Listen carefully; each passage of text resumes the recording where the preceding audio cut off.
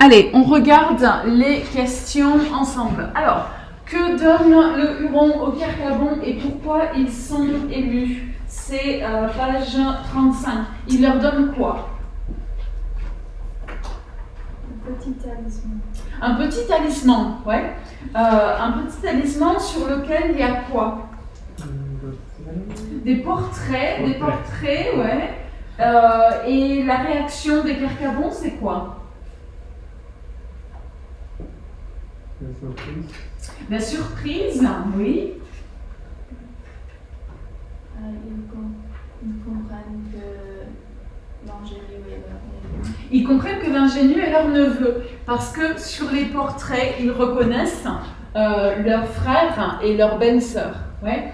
Donc, ça c'est important pour la suite de l'histoire, mais c'est aussi important pour l'argument que fait le livre. Parce que nous, quand on a commencé à lire le livre, on a la description du Huron qui est typique du bon sauvage, pour les quotes, ouais, de la période. Il est plus fort, il est plus agile, il est plus habitué à la nature, il est plus rustique, ok, versus les Européens qui sont beaucoup plus dépendants de leurs outils et de leurs objets. Ouais.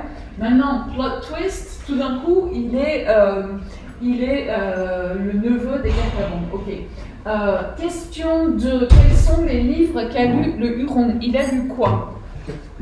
Shakespeare et Rabelais. Vous connaissez Rabelais? Oui, qu'est-ce que tu sais de Rabelais? Gargantua et Pantagruel, qui sont des personnages qui sont quoi? Des monstres, des géants. Oui. Rabelais, c'est un classique français du XVIe siècle. Ouais. Et de la même façon que Shakespeare est un classique anglais de la même période. Ouais.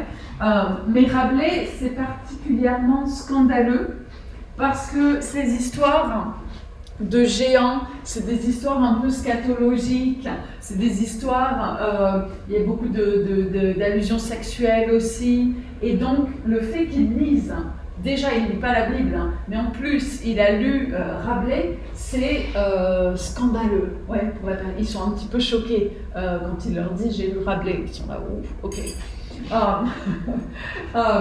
Qu'est-ce qui scandalise les autres personnages? Il n'y a pas lu la Bible. Il n'a pas lu la Bible, ouais. Donc ils se disent, on va lui faire lire la Bible. Le texte est vraiment une critique de la religion. Attention, le texte, et Voltaire, et Diderot, et Rousseau, ils vont tous critiquer la religion. Ils croient tous en Dieu. Donc ils ne critiquent pas le fait de croire en Dieu ou le fait de croire en quelque chose de plus large. Ils sont tous déistes. Ils ne sont pas du tout athées. Athées, vous comprenez? Athées? Athées, ouais. Ils ne sont pas athées. Par contre, tous sont extrêmement sceptiques sur l'Église et la religion en général. Ouais.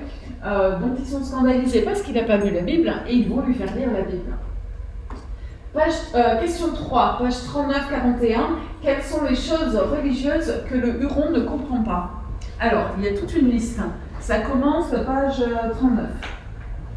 Première chose qu'il ne comprend pas, il lit la Bible et il y a des trucs qu'il ne comprend pas, c'est quoi? Les lieux et le temps. Les lieux, le lieu et le temps. Ça, c'est page 39. Le lieu et le temps, il pense que ça se passe où? En Basse-Bretagne. En Basse-Bretagne. Et le temps? Moderne. Moderne. Pourquoi vous savez qu'il pense que ça se passe maintenant?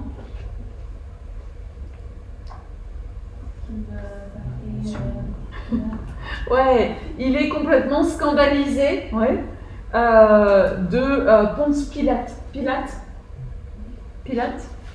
Oui. C'est le Romain qui a accepté que Jésus soit crucifié. Oui, Pilate. Donc il dit, mais qui c'est cette personne, je vais l'attaquer. Ouais. Donc il ne comprend pas la temporalité. Ouais, ça c'est la première chose. Ok. Deuxième chose, page 40. C'est quoi? Oui. C'est quoi? La circoncision. La circoncision, qui ne comprend pas. Pourquoi? Qu'est-ce qu'il dit? Qu'est-ce qu'il essaie de faire? Il va chercher le chercheur dans la campagne parce va qu'il chercher- pense que c'est une opération nécessaire. Voilà. Il a lu dans la Bible que tout le monde était circoncis, ouais, puisque ils sont juifs, donc ils sont circoncis. Du coup, il se dit, il faut absolument que je le fasse aussi. Et la réaction des autres, c'est quoi? Il n'y a pas le mot de... C'est un sacrifice. Je ne comprends pas. Ouais, ils comprennent pas. Ils sont là, mais quelle idée il a, ouais. Et il voulait le faire en particulier pour Mademoiselle de Carcabon, ouais, en pensant, le texte dit, content, réjouir infiniment Mademoiselle de Carcabon. Donc on comprend aussi qu'il est un petit peu amoureux d'elle, ouais, à ce moment-là. Il se dit, ça va être un plus, ouais. Et elle est absolument horrifiée, bien sûr. Ok, quelle est la troisième chose qu'il ne comprend pas très bien?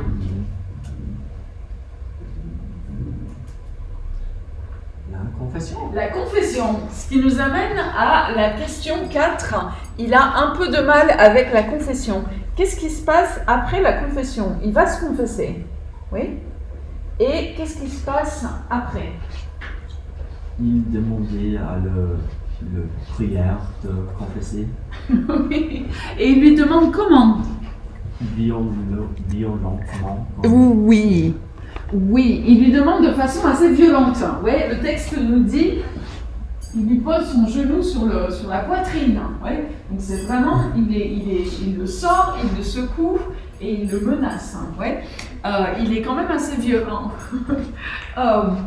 Ok, le récollet, le moine, il est complètement horrifié aussi. Hein. Il pousse des hurlements.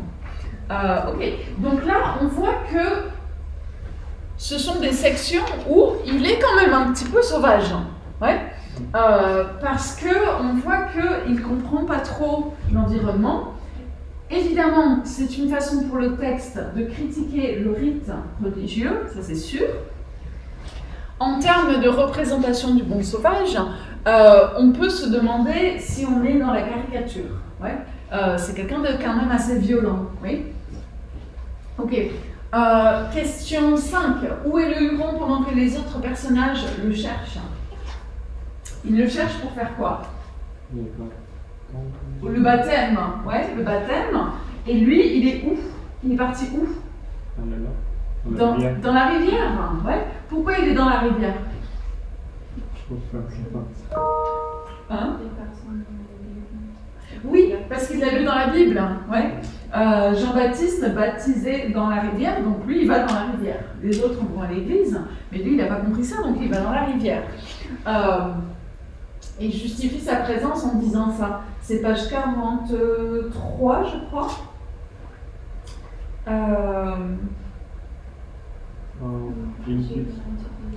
Oui, 43. J'ai bien étudié depuis ce temps-là. Je suis très certain qu'on ne se baptise pas autrement. Parce que c'est comme ça dans la Bible. Ouais. Donc la question qui se pose aussi, c'est des scènes comiques, mais le texte est en train de nous dire, le texte est en train de se poser la question de la justification du rite religieux. Ouais. Comment on justifie certains rites religieux et pas d'autres? Et est-ce que c'est pas finalement absurde de choisir entre les deux? Quel est le stratagème pour faire sortir le Huron de l'eau? Ils envoient qui?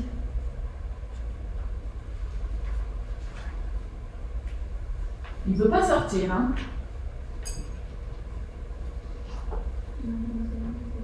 Mademoiselle de Saint-Yves, pourquoi?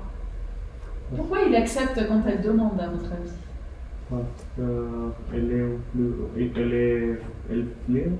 Elle flirte, oui, absolument. Elle flirte, c'est page 45. Est-ce que vous ne ferez rien pour moi?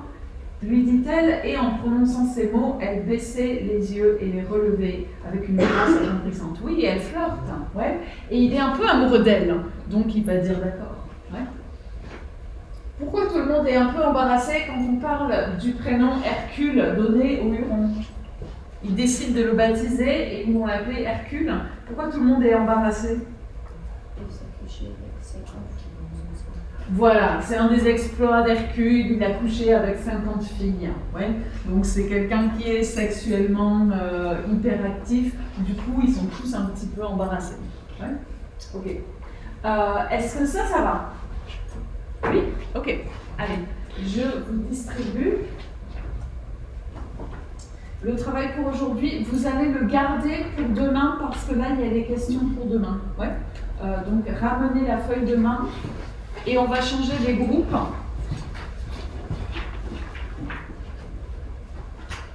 On va bouger les groupes. Alors.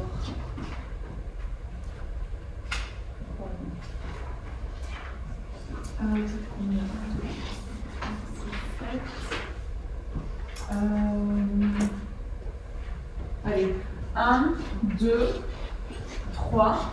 1, 2, 3, 1. Les 1 avec les 1, les 2 avec les 2, les 3 avec les 3.